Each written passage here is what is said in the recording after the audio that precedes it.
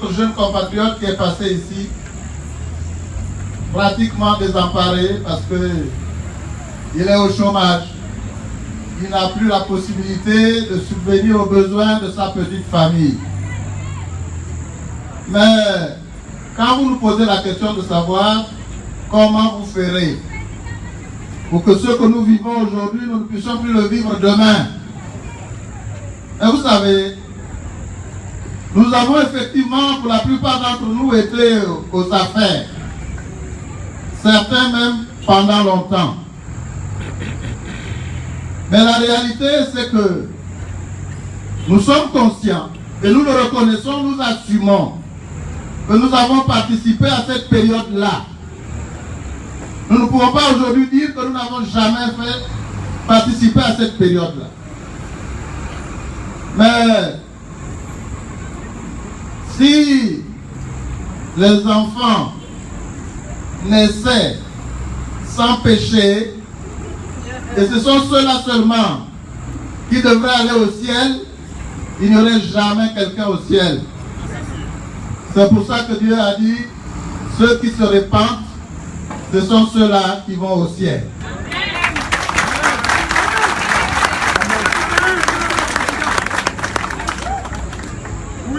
Le plus important maintenant, c'est de savoir, à partir des erreurs du passé de Bongo Ondimba, Omar, avec nous tous, est-ce que nous avons tiré les leçons pour transformer notre pays demain? Même si nous n'avons plus la force aujourd'hui, vous voyez très bien que parmi nous, il y a des gens qui sont plus jeunes.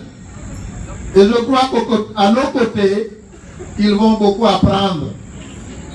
À la différence de celui qui aujourd'hui est à la tête du pays et qui pense qu'il ne doit s'entourer que des jeunes, il se sépare de tous les vieux parce qu'il estime que ceux-là ne peuvent plus rien lui apporter.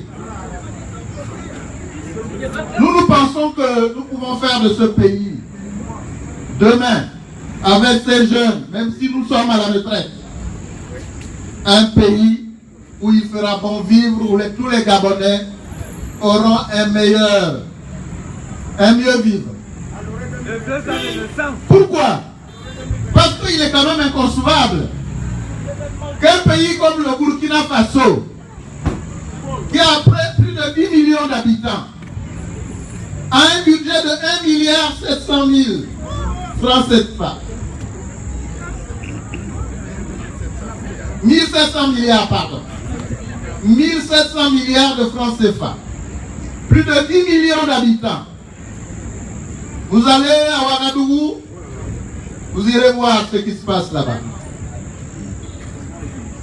En cette période d'hiver, les haricots verts que les Blancs mangent en Europe viennent du Burkina Faso, que les Burkinabés cultivent sur des cailloux. Alors que nous avons ici des terres arables où nous pouvons faire de l'agriculture. Pendant le même temps, ce que nous mangeons, 90% de ce que nous mangeons au Gabon vient de l'extérieur. Même le manioc. Moi, je fais la route en permanence. Il y a des camions qui descendent sur Libreville au PK9 avec des sacs de manioc déjà râpés et ça découline le long de la route. Ça vient du marché mondial. On ne produit pas. C'est pour dire que avec un budget de 1700 milliards de francs CFA, pour plus de 10 millions d'habitants, le Burkina Faso a réussi à nourrir sa population et à faire même des cités là-bas que nous n'avons pas ici. Nous avons, nous, 1 500 000 habitants. 1 500 000 habitants, et quand on enlève d'ailleurs tous nos frères étrangers, je ne sais même pas combien on est. Et pendant ce temps-là, on a un budget de plus de 3 000 milliards de francs CFA, presque le double du budget du Burkina Faso. Alors vous pensez qu'avec ça, on est vraiment incapable, parce que que les problèmes de salaire, j'entends les syndicats qui disent qu'il faut augmenter le salaire. Il y en a même ici qui a dit oh, on a déjà promis un SMIC à 150 000 francs. On ne nous a pas donné. Mais même si on vous donnait les 150 000 francs, même si on vous donnait 300 000 francs de SMIC, mais demain tous les prix vont augmenter. Et vous vous retrouverez dans la même situation.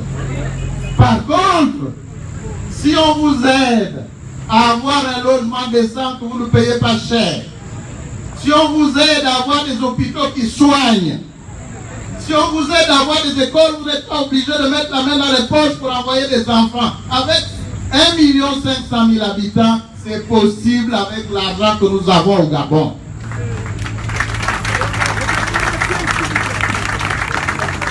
Si on vous aide à avoir des transports en commun corrects, qui vous permettent de vous déplacer pour aller au travail, sans être obligé de débourser 2 000, 3 000, 4 000 francs pour vous rendre au travail au matin, et pratiquement la même chose le soir.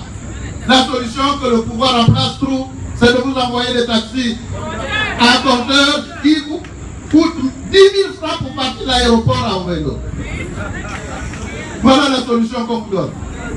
Alors que vous n'avez pas d'argent. Donc il y a la possibilité de construire ce pays. Il y a là, peut-être pas parmi nous les vieux parce que déjà les cerveaux sont fatigués, mais les jeunes qui sont là, je crois qu'ils ont suffisamment d'intelligence. Ils ont été à l'école autant que ceux qui sont là-bas. La différence avec ceux-là, c'est que la plupart d'entre eux ont déjà travaillé, ils ont des expériences et ils sont capables de construire ce pays. Donc, mettez-nous à l'épreuve et on verra bien. Merci.